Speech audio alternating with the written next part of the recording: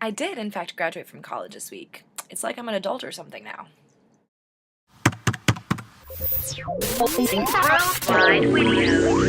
Oh no, I've done it again, exclaimed the doctor as he began to pace in circles and mutter to himself. Did what? Asked Francisco nervously. You see over there? That tiny dinosaur? Without a monocle. He doesn't really need a monocle yet. Well, that's you, 20 years ago. But that's impossible, exclaimed Francisco.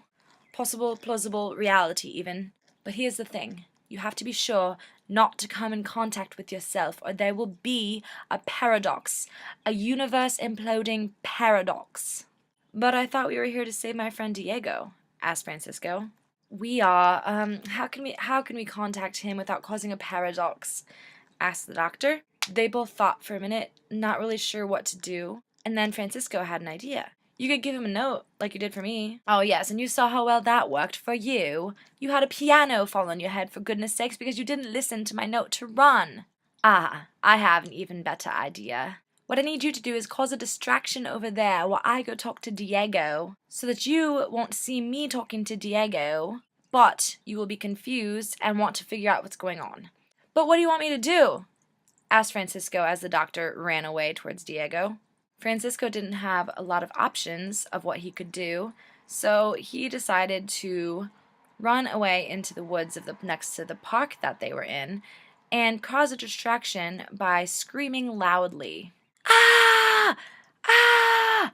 Ah! Exclaimed Francisco.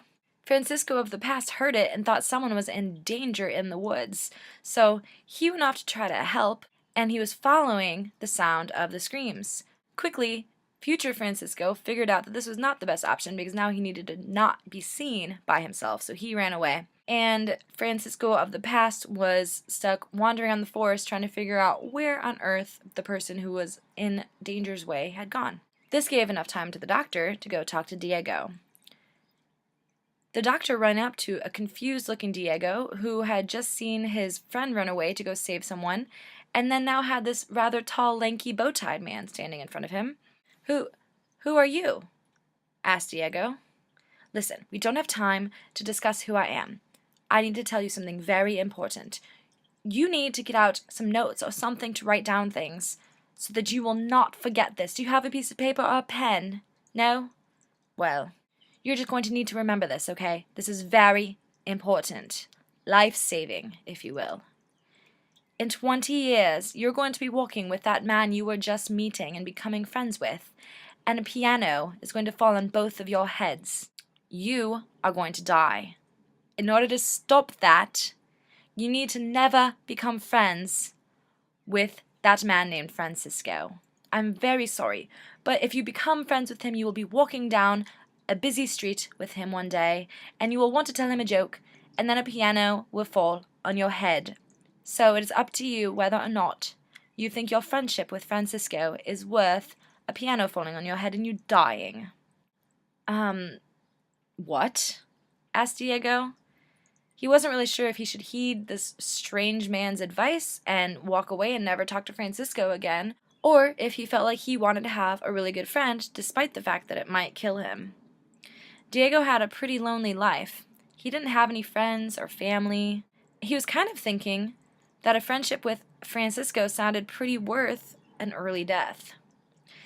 He quickly made the decision not to heed the doctor's advice, but of course, he had to tell the doctor that he would, of course, follow the advice, because if he didn't, well, the doctor probably would just pester him until he did.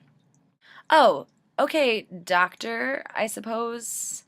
I mean, I don't really know Francisco yet, so I just won't become friends with him, and I'll just, leave.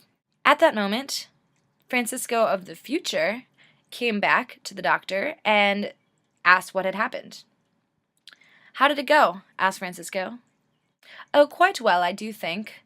I'm fairly certain that your friend Diego is going to live. Well, I say friend, but what do you mean? What do you mean you say friend? Asked Francisco.